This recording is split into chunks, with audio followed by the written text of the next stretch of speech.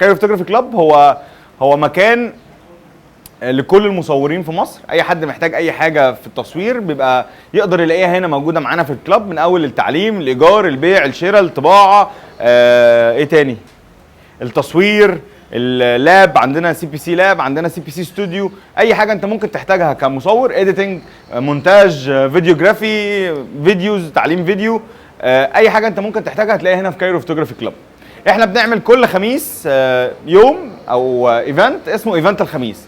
ايفنت الخميس ده هو بتبقى زي محاضره كده، معلومات سريعه جدا او حاجات بسيطه قوي ممكن تكون ناس كتير قوي ما بتاخدش بالها منها وعمرها ما تتحط في كورسات.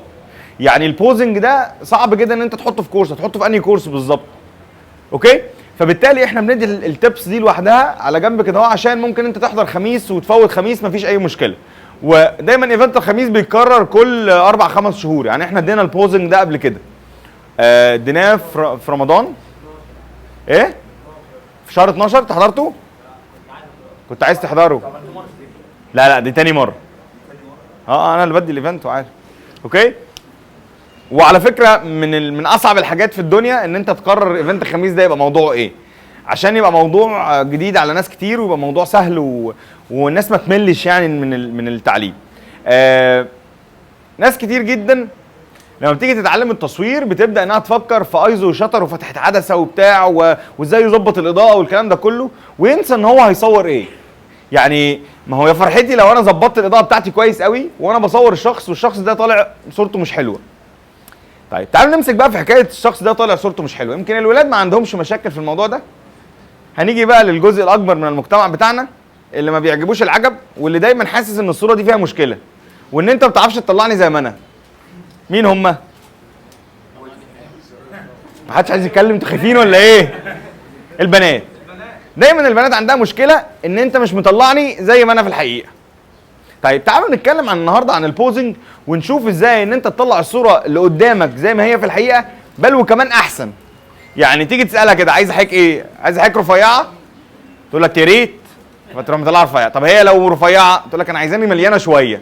فحضرتك بقى على اساس ان حضرتك قاعد في الكاميرا بتروح طالب الوزن، اوكي، وتروح اوردر وتصور. هل فعلا احنا بنعمل كده؟ احنا بنعمل كده. احنا ممكن الرفيع نتخنه والتخين نرفعه واللي مناخيره طويله نصغرها واللي وشه عريض نقدر نعمل كل الكلام ده. نقدر نعمل الكلام ده ازاي؟ عن طريق شويه رولز او عن طريق شويه فهم الحاجات معينه. هل فعلا المصور او هل فعلا الكاميرا بتفرق من شخص لشخص؟ يعني هل فعلا مصور وهو ماسك الكاميرا غير لما يبقى شخص طبيعي عادي خالص ماسك الكاميرا؟ هل بتفرق من الشخص ده للشخص ده؟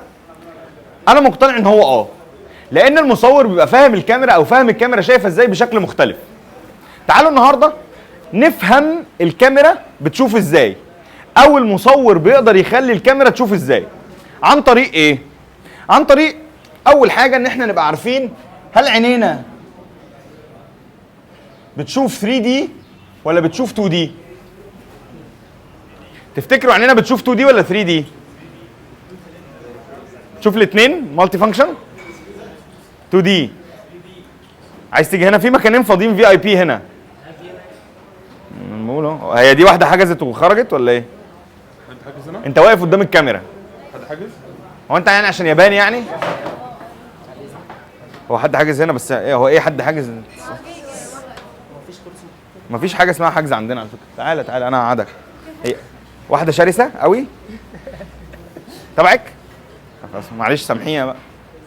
انا هجيب لها كرسي هنا في اي بي برضه. يعني انا بتشوف 2 دي ولا 3 دي يا فاجي؟ 3 دي طبعا. انت عينك بتشوف 2 دي؟ لسه ما كملتش تعليمك؟ 3 دي ان شاء الله قريب. 3 دي ولا 2 دي؟ 3 دي. اللي بيقول 3 دي يرفع ايده. ممكن يكون حاجه غيرهم. 4 دي؟ لا دي في مول العرب. 2 دي. مين بيقول 2 دي؟ 3 دي؟ طب تعالى هكشف عليك، هكشف على عينيك يعني.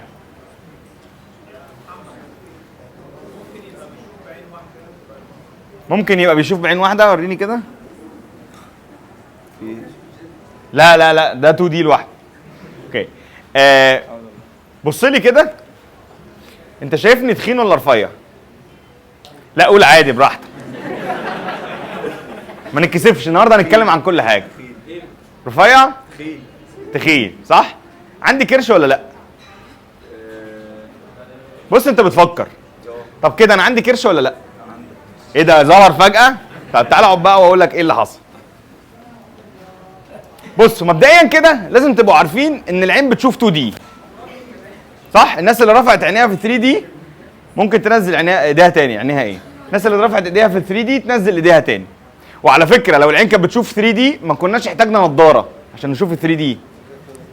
صح؟ طيب ايه بقى الفكرة في ال 2 دي وايه ال 3 دي؟ ويعني ايه دي اصلا؟ في حد هنا مش عارف يعني ايه دي؟ مش متأكد في الدي. امال انت كنت بتتخانق معايا دلوقتي؟ لا مش ده، دايمنشن. بصوا يا جماعة، احنا عندنا عموما في الحياة في حاجة اسمها دايمنشنز. يعني ايه؟ انا على فكرة مهندس اتصالات وكنت في اعدادي هندسة. كنت ايه اللي خلاني اصور؟ اكل العيش مر يا ابني. انا بحب التصوير جدا. هندسة بتجيب همها بس انا مش بروح لهمها. واحنا جينا دخلنا، اول ما دخلنا الهندسة قال لك انت لازم تتعرف على الابعاد، لازم تتعرف على الدايمنشنز. اي جسم في الدنيا ليه 3 دايمنشنز. ايه هما؟ دايمنشن يعني بعد. لو جيت تبص على اي جسم هتلاقي ان هو ليه طول وليه عرض وليه عمق. بتسموه بقى ارتفاع، بتسموه اي حاجه، بس هو طول وعرض وعمق. اللي هي كان بتترسم عندنا في الكليه، كانت بتترسم كده، اللي هي الاكس والواي والزد او الزي. اوكي؟ هي مش كده بالظبط عشان بس نبقى ايه، لو في مهندسين قاعدين، هي بتترسم كده. صح يا مهندسين؟ انت مهندس؟ صباح الفل. اوكي؟ عندنا اكس وواي وزد. لو انت جيت رسمت اي حاجه، اي جسم موجود في الثلاث مستويات دول، هتلاقي ان هو ليه طول وليه عرض وليه ارتفاع او ليه عمق. يبقى الطول والعرض والعمق، بما ان احنا بنتكلم على الاشخاص فاحنا بنتكلم على عمق. لما جيت سالته هنا اهو وقلت له هل انا عندي كرش ولا لا، هو كان واقف فين؟ كان واقف قدامي. هو كان واقف قدامي باصص لي. كان باصص لايه؟ كان باصص للاكس اللي هو العرض والطول، الاكس والواي. هل هو كان شايف الزد؟ لا. فعشان كده لما سالته هل انا عندي كرش ولا لا، قعد يفكر شويه. طيب اول لما انا لفيت كده اهو وشاف بطني بالشكل ده، قال لي ايه؟ قال لي انت عندك كرش، لان انا نقلت بطني اللي كانت موجوده هنا للمستوى اللي هو الايه؟ الاكس والواي.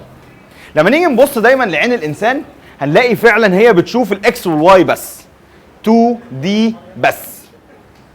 ازاي الانسان بيشوف 2 دي واحنا شايفين بعض مجسمين؟ حد عارف؟ اتفضل. الاضاءه.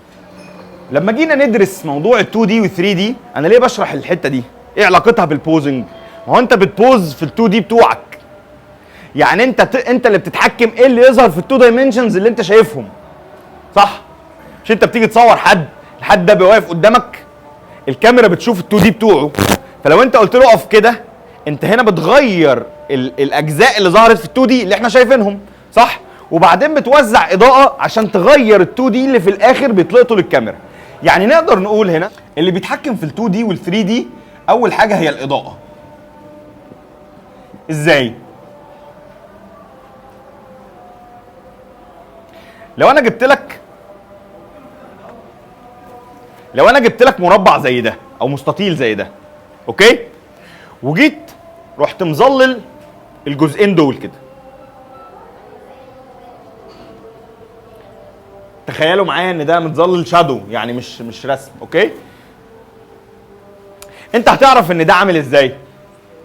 هتعرف ان هو مقوس كده لان المكانين دول عندهم شادو. طيب انت هنا عرفت ان التقويسه بتاعته واسعه، صح؟ يعني هو مقوس عامل كده. لو انا بصيت له من فوق هو مقوس عامل كده، صح؟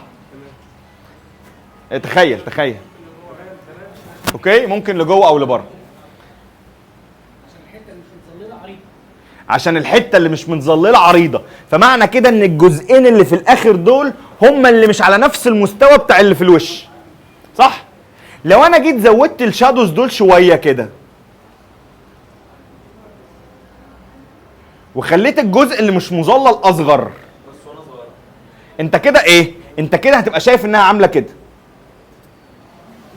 صح؟ انتوا معايا؟ معنى كده ان الجزء ده مش على نفس المستوى بتاع الجزئين التانيين. ايه ده؟ هل الجسم اتغير؟ على فكره ممكن تكون دي مسطره عادي خالص، وانت بلعبك بالاضاءه نورت مكان وضلمت مكان عشان يوحى للي قدامك ان شكلها عامله كده. الاضاءه واتجاهات الاضاءه وان انا انور مكان واضلم مكان هو اللي بيعرفني الاجسام عامله ازاي. انا في سنه 2015 كنت بصور جولدز جيم، الدعايه بتاعت فرع المهندسين بتاع جولدز جيم. اوكي؟ وكنا بنصور عشان نصور الجيم، فكان لازم نصوره في ايه؟ في افضل يوم الجيم يكون فيه. ايه افضل يوم؟ الاثنين؟ لا، اول يوم رمضان. كنت بصور الجيم اول يوم رمضان الساعه 9 الصبح. الجيم ما كانش فيه الناس اللي بتفتح لي اصلا، يعني احنا رحنا فتحنا وبتاع، ما حدش موجود خالص. وبدانا ان احنا نصور. طبعا انا معايا 2 بيتصوروا، هما الاثنين بادي بيلدرز. اوكي؟ وعندهم بقى يعني في واحد كان كده وفي واحد ضعف، كان كبير كده. جه اول لما دخلت قال فين محمد علاء؟ مش انا، ما اسميش كده اصلا. اوكي؟ فكنا بنركز مينلي على الشخص اللي هو الجسم ضعيف شويه بس هو مقسم عضلاته والكلام ده كله. وهنا كانت الفرصه الاكبر بالنسبه لي ان انا اشتغل بفكره ال2 دي وال3 دي. الراجل طلب مني شويه طلبات، لو انا مش عارف فكره توزيع الاضاءه عمري ما كنت اقدر اطلعها له. ازاي؟ قال لي بص انا مش متمرن كويس لان النهارده اول يوم رمضان، ولو دخلت اتمرنت دلوقتي هيقع من طولي لان انا صايم. قلت له اعمل ايه؟ قال لي انا عايز تقسيمه عضلات بطني تبان. طب تيجي تبص على عضلات بطنه، هي عضلات بطنه عاديه خالص، مفيش تقسيمه بقى يعني قويه قوي ان انا ابينها في الصوره. بدات افكر زيت، لو هو حاطط كل حاجه، هو مش عضلات البطن دي اللي هو بيتكلم عليها عامله كده اهو، صح؟ يعني لو جيت بصيت لها من الجنب هنا هلاقيها عامله كده. هو الراجل عايز يعمل ايه؟ عايز يخليها عامله كده او عامله كده اكبر، عايز التقويسه بتاعتها اكبر. طب طبعا للنظريه اللي انا لسه قايلها من شويه، انا اقدر العب في التقويسه بتاعت اي حاجه، صح؟ عن طريق ايه؟ عن طريق ان انا انور الجزء ده، بصوا كده، انور الجزء ده باضاءه غير الجزئين دول. وكل ما قدرت اخلي خط الضوء صغير قوي، معنى كده ان الجزء ده ابعد بكتير من الجزئين دول. وهنا بدات فعلا اعمل كده، خليت الراجل يبقى واقف، العضلات عامله كده، ورحت جايب الاضاءه من فوق. جبت مصدر اضاءه من فوق كده. مصدر الاضاءه ده ما كانش بيعمل اي حاجه في الصوره الا انه بيطلع له بس عضلات بطن. يعني ما كانش بينور اي حاجه الا انه من فوق كده عشان الضوء ينزل يلمس بس الاماكن البارزه فتنور قوي، والاماكن اللي داخله لجوه تعمل ايه؟ تبقى غامقه قوي. فاللي يجي يبص يقول لك واو بص طالعه ازاي، دي طالعه جدا، لدرجه ان المكان اللي جوه ده ما وصلوش ضوء، ده بعيد جدا عن المكان اللي بره. صح؟ انتوا فاهمين؟ متخيلين؟ معايا مثال؟ لا معاك صور يعني. ممكن بعد البريك اوريكم الصور. واحد تاني جه في مره قال لي انا عايز اتصور وعايز ابين ان انا عندي عضلات. طيب تبص على الراجل، ايده عامله زي ايدي بالظبط كده. ايده عامله زي ايدي، ما فيهاش اي نوع من انواع العضلات اللي ممكن حد يطلعها له. نعمل ايه بقى؟ بنبدا نلعب بالاضاءه. ازاي تقدر ان انت تنور مكان؟ لو انا جيت نورت المكان ده وضلمت المكانين دول، ايه اللي هيحصل؟ هتعرفوا ان ده وده مش نفس المستوى. هما نفس المستوى بس الاضاءه اوهمت لعينيك او عقلك بدا يترجم الموضوع ان الاثنين دول مش على نفس المستوى، فبالتالي الجزء ده بارز كده. صح؟ هي دي نفس فكره اللعب بالاضاءه عشان نحول ال2 دي ل3 دي. ودي ميزه احنا في ايدينا كمصورين مش موجوده عند اي حد، ان انت تقدر تحول اي جزء 2 دي ل3 دي. اي حد رفيع لتخين، اي حد تخين لرفيع. وهقول لكم كمان شويه ازاي ان احنا نستخدم الاضاءه في ال2 دي وال3 دي. اوكي؟ طيب تاني حاجه للتحكم في ال2 دي وال3 دي هي حاجه مهمه جدا. ايه هي؟ المساحه المستغله في المسطح. اي كلام، تحس ان احنا في علوم. صح؟ ايه الموضوع ده؟ العين بتشوف ايه؟ احنا استقرينا ان العين بتشوف ال2 دي اهم، اكس وواي. بما ان الكاميرا، بما ان العين وبما ان الكاميرا بتشوف الاكس والواي، طب ما تيجوا نتحكم في الجسم اللي هيظهر في الاكس والواي. ازاي؟ ركز كده معايا. انا واقف اهو، المساحه اللي انت شايفها في الاكس والواي قد ايه؟ من اول هنا صح لحد هنا، ولتكن المساحه دي قد كده. فمحمد ده واقف اهو، صح؟ مش دي المساحه اللي احنا شايفينها؟ طيب لو انا جيت عملت كده، المساحه اللي انت شايفها قد ايه؟ بقت من اول هنا لغايه هنا. بقى محمد اللي باصص لك ده عامل كده، صح؟ انت اتحكمت في المساحه اللي ظاهره للكاميرا اللي العين بتشوفها. على فكره العين ممكن لما تيجي تشوف الصوره دي ما تعرفش هل انا تخين ولا رفيع. العين لما تبص لي من الجنب ما تعرفش هل انا تخين ولا رفيع. طيب بس ممكن يبقى في احتمال او العين تتخيل ان انا ايه؟ ان انا تخين. طب ما تيجوا ناخد حاجه بين الاثنين، نضحك على العين، بدل ما هي تبقى الصوره بالجنب وبدل ما الصوره تبقى في الوش واخد المساحه دي او المساحه دي، لا انا هاخد مساحه ما بين الاثنين. دايما المصور بيبدا يوجه اللي قدامه عشان يشوف المساحه اللي هتشوفها الكاميرا عامله ازاي. يعني لو انت رفيع، انا بالنسبه لي التارجت ان انا اخلي المساحه اللي تشوفها الكاميرا كبيره. ما انا عايز اتخنك، فانا عايز احصل على اكبر مساحه للكاميرا. هقول ازاي؟ ولو انت تخين انا عايز اخلي اقل مساحه الكاميرا ممكن تشوفها في الصوره. ازاي؟ فاكرين معتز الدمرداش ايام ما كان تخين؟ مش فاكرينه؟ انتوا عارفين معتز الدمرداش اصلا؟ بتاع امال عارفينه؟ بتاع المكوى؟ المحور 90 دقيقة. الراجل ده لما كان بيتصور ويتحط البوسترز بتاعته على الدائري كنت دايما تلاقيه متصور عامل كده. صح؟ مفيش بني ادم تخين بيتصور غير كده. عشان بس تبقوا عارفين. ليه؟ المصور ليه خلاه يعمل كده؟ هو خلى اقل مساحة ممكن الكاميرا تشوفها قدامه. فراح قال لك ايه؟ قال لك انا لو جيت صورته كده دي مساحة كبيرة، ولو كده فهو سايد، انا مش محتاج السايد، انا محتاج ان انا اوهم الكاميرا. اصل بصوا الكاميرا هنا مش عارفه الدايمنشن ده، الكاميرا شايفه في الاخر العرض، فلو انا جيت عملت كده الكاميرا ما تعرفش ان انا داخل لجوه. صح؟ يعني الكاميرا مش عارفه ان انا داخل لجوه، الكاميرا بس شايفه ان الجزء ده قل. طيب يبقى انا كده قللت جزء التيشيرت اللي باين للكاميرا. وايه كمان؟ ده انا هاجي اضم ايدي كده بحيث ان ما يبقاش فيه مساحه برايا كمان. فصعب جدا انك تلاقي حد رفيع واقف عامل كده. ليه بتعمل كده؟ بتبقى انت رفيع ومقلل كمان المساحه اللي واجهه للكاميرا، فبالتالي احنا بنشوفك ارفع بكتير. طيب الناس الرفيعه او اللي جسمهم صغير لما يجوا يتصوروا المفروض يعملوا ايه؟ تلاقي دايما الناس دي واقفه عامله كده. والله. هو ليه واقف عامل كده؟ اولا واخد اكبر عرض ممكن ياخده من البني ادم ده.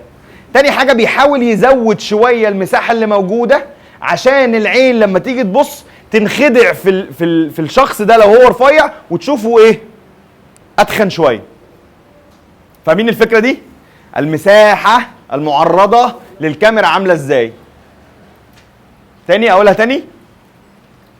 انتوا معايا؟ تاني. المساحه المعرضه للكاميرا، وفي دي اتفضل. لو حد تخين وعنده كرش،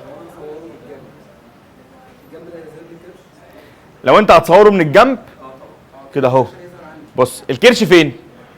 الكرش في ده، المسطح ده، صح؟ طيب هل انا جبت المسطح ده؟ لا انا عملت كده.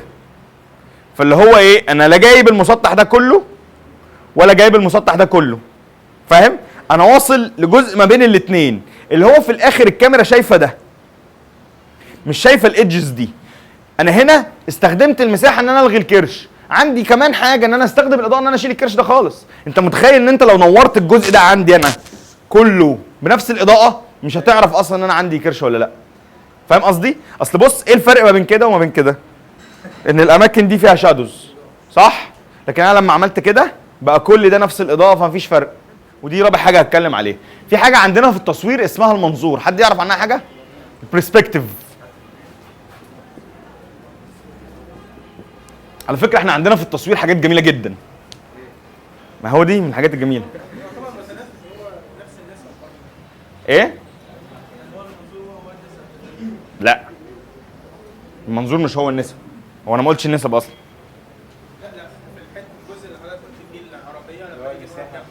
لا مش ده، النسب حاجه والمنظور حاجه تانية. ايه فكره المنظور؟ عايز تقول؟ لا سيبني انا اقول لك المعلومات العميقه عن الطفيفه اللي عندك. اوكي؟ بصوا يا جماعه، مش احنا تخنا الرفيع ورفعنا التخين؟ طيب احنا عندنا واحد تخين من فوق ورفيع من تحت، او رفيع من فوق وتخين من تحت. هل ينفع نشغل اجزاء واجزاء؟ نزود الاضاءه تحت. بصوا بقى يا جماعه، شايفين الجسم ده؟ الجسم ده انا عندي القدره ان انا اعمله كده وان انا اعمله كده. نفس الجسم اقدر اخلي الكاميرا تلقطه كده او الكاميرا تلقطه كده. ازاي؟ عارفين انتوا الصور اللي كلكم صورتوها لاخواتكم اللي هو راسه كبيره ورجليه صغيره؟ او لو هو من تحت تخلي رجليه كبيره وراسه صغيره. الموضوع ده احنا ممكن نستخدمه علميا واحنا بنصور.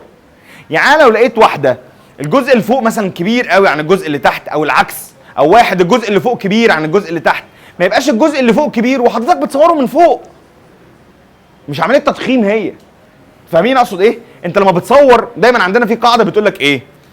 القاعده بتقول لك الجزء الاقرب اكبر. يعني ايه الجزء الاقرب اكبر؟ اي حاجه قريبه من الكاميرا هي اقرب من الحاجات البعيده عن الكاميرا. فلو انا جيت الراجل اللي قدامي الطيب ده، هو الراجل ده متناسق جدا. تعال انت اطول مني؟ لا مش اطول مني. الراجل ده متناسق جدا. انا لو صورته من هنا، لو خليت الكاميرا تصور من هنا من فوق كده، ايه اللي هيحصل؟ دماغه بقت اقرب للكاميرا، فالكاميرا شافتها اكبر، ورجليه هيبقى بيلبس 31 قد كده صغيره. لان الجزء ده، لان المنظور بتاعي بقى مختلف، بقى ببص من فوق. المنظور ده اسمه عين الطائر. اتفضل. يعني الطائر وهو بيشوف من فوق بيشوف الاجسام اللي قريبه ليه كبيره والاجسام اللي على الارض صغيره جدا، على عكس منظور اسمه عين النمله. تعرفوا حاجه عن عين النمله؟ النمله بتشوفنا جزم يا اخوانا. ايوه والله. انت متخيل النمله شايفه وشك عامل ازاي وبتاع؟ محمد داس عليا امبارح مفيش الكلام ده. 43 امبارح داس على اخويا، 48 بكره. ليه؟ لان هي بتبص لنا من تحت، فبالتالي اكبر حاجه بتشوفها هي رجلينا، واصغر حاجه قد تكون مش موجوده هي ايه؟ دماغنا. نفس الموضوع لما حضرتك تروح شارع المعز ويعجبك جدا جامع وتيجي تصوره، بتروح راجع مخلي المآذن عامله كده، صح؟ بتلاقي الجامع عامل كده. ليه؟ اصل حضرتك بتاخد منظور عين النمله، فبالتالي ايه اللي بيحصل؟ الجزء الاقرب للكاميرا اكبر والجزء الابعد من الكاميرا صغير. طب ازاي نستخدم الكلام ده في فكره البوزنج؟ زي ما قلت لكم، انا لو عندي حد جسمه صغير، بحاول دايما ان انا اصور من تحت، عشان انا لو صورت من تحت شويه ايه اللي هيحصل؟ هيبقى اكبر اضخم. اخر حاجه قبل البريك، شايفين دي؟ احنا ممكن نحولها كده.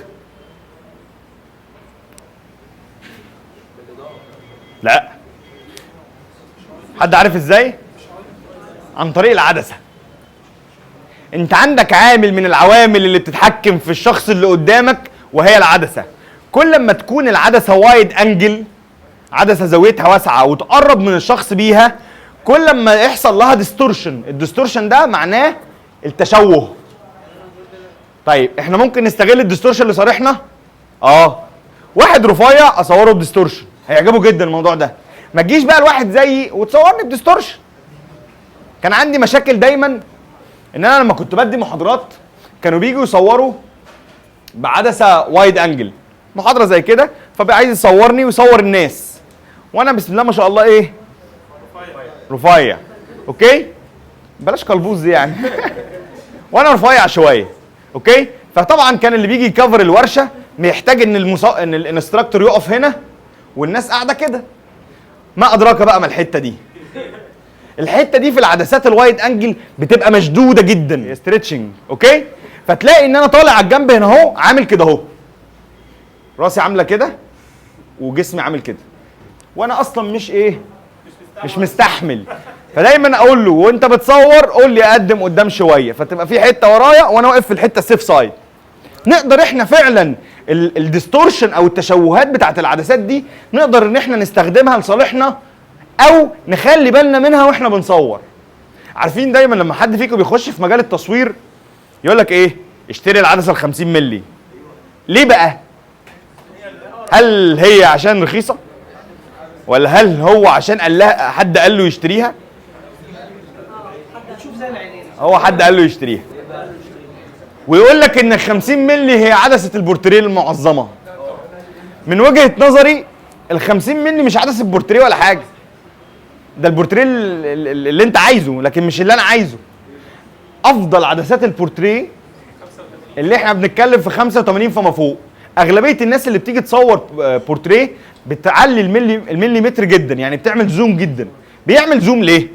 لان احنا قلنا من شويه ان كل ما كان الرقم اللي هو الفوكال لينث اقل كل ما كانت التشوهات عندي اكتر. اقل فوكال لينث اللي هو ايه؟ لا الفوكال لينث الفيش اي. بتشوفوا الفيش اي عامله ازاي؟ مش بتجيب الصوره كلها عامله كده صح؟ طيب افضل زود في الفوكال لينث، خلينا ايه 18 135 200 300. مش هتلاقي ابدا في العدسه 300 مش هتلاقي ابدا في العدسه 300 في ايه؟ في ديستورشن. انا هنا كنت جايب صوره يا رب الاقيها. ما هو احنا بننزل لكم كل حاجه على البيج. بصوا كده، ايه رايكم؟ تلاقي ان ال 10 ملم عملت ديستورشن للبنت، خلت انها عريضه جدا ورقبتها طويله قوي. انت ما تعرفش هي متصوره بكام ملي. انا هنا عشان قايل لك انها ب 10 ملي، ولكن انت عينك ايقنت ان البنت دي كتفها عريض ورقبتها طويله قوي. مع ان انا لو جيت صورت نفس البنت بس عشان هي مقربه قوي. ايوه، ما هو انت عايز تطلع نفس المساحه بتاعتها في الكادر، فهتضطر ان انت تقرب لان انت الفوكال لينث بتاعك قليل. تخيل كده البنت الوحشه اللي كانت فوق هي دي. هو طبعا الموضوع ملوش علاقه بالفوكال لينث، الموضوع ليه علاقه بحاجات تانية، بس يعني الفوكال لينث هنا بصوا عند ال 500 مطلع الدايمنشنز مظبوطه، ما فيهاش اي نوع من انواع الديستورشن. لو البنت دي رفيعه شويه او رقبتها قصيره وانت محتاج ان انت تزود لها شويه مساحتها، فتروح عامل ايه؟ تخليها تقف فرونت عشان الاكس والواي صح، وتروح جايب عدسه بتعمل ديستورشن شويه فتبدا ان انت تكبر حجمها. كمان ازاي اطبق 500 عمل يبقى صور؟ معكش 500؟ طب شوف 250 معكش؟ معايا 200 بس. معاك 200 يا عم كويس. لا بجد يعني لو عايز اطبق 500 انت هتجيب البنت دي؟ 150 هتجيب البنت دي؟ هجيبها هجيب لك العدسه 500. هي مش محتاجه 500 الصراحه. والله لو ايفون كانت هتطلع اصلا الابعاد حلوه. اوكي؟ يبقى احنا عندنا الاضاءه والمساحه المستغله والالوان والمنظور والعدسات. اي صوره هتشوفها في حياتك ليها علاقه بالبوزنج المصور بيفكر في الخمس حاجات دول قبل ما يعمل بوز. اتفضل. كل ما الفوكال لينث بيزيد البلور بيزيد عشان الدبث اوف فيلد معتمد على الفوكال لينث. ماشي مع كل ما حبيب قلبي. اوكي؟ احنا هنعرض دلوقتي صور لبوزنج وصور حاجات غلط وحاجات صح. هتلاقي نفسك عارف اوتوماتيك ليه صح. مش احنا حاطين الصور دي على البيج؟ كنا حاطينها، انتوا ليه جيتوا؟ بس انت يعني شفتهم ده صح وده غلط، بس هل انا هحفظ؟ الموضوع مش حفظ. اوكي؟ مفيش حاجه اسمها الوقفه كده، ومفيش الكلام ده مش بوزنج. لا سيبك من الوقفه، انا هوريك كمان شويه وهتكلم عن البوينت ليه البنت بتقف كده. والله بتكلم بجد. ليه البنت اولا تسيب مساحه هنا، وليه البنت تقف بالشكل ده؟ هتكلم عليها بعد البريك عشان صوتي خلاص. اوكي؟ حد عنده سؤال في الجزء الاولاني؟ بدات الدنيا تلعب شويه في دماغكم كده، نزهزه شويه. بيصورك بالبتاع اللي كله. دي فيش اي دي. تعالوا نتصور مع بعض كلنا. انا عايز بقى اقول لكم ايه الفيش اي عامله السقف ده عامل كده. اوكي؟ ما بالك بقى رجل الناس دي عامله ازاي؟ يعني انت الحوض قد كده ما شاء الله. اطفي ده حوضه كده.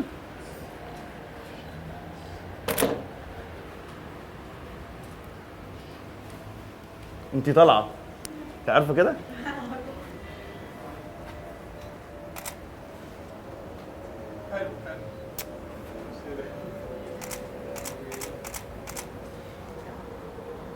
انا اوت اوف فوكس يا جدعان. استنوا بس عشان اطلع انا ان فوكس.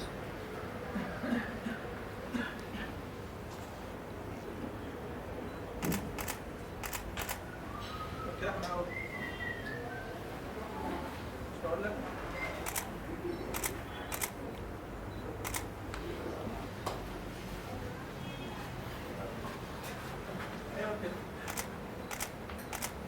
خلوني اكلمكم على فكره الاعداد في الصور. ازاي تبين عدد قليل كتير وازاي تبين عدد كتير قليل. عشان انا بعمل الكلام ده في الورش. ننزل دي.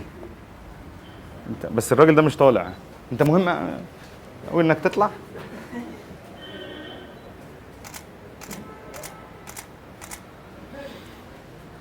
والله ما طالع. انت اسمك ايه؟ اكتب ويز ابراهيم سعيد.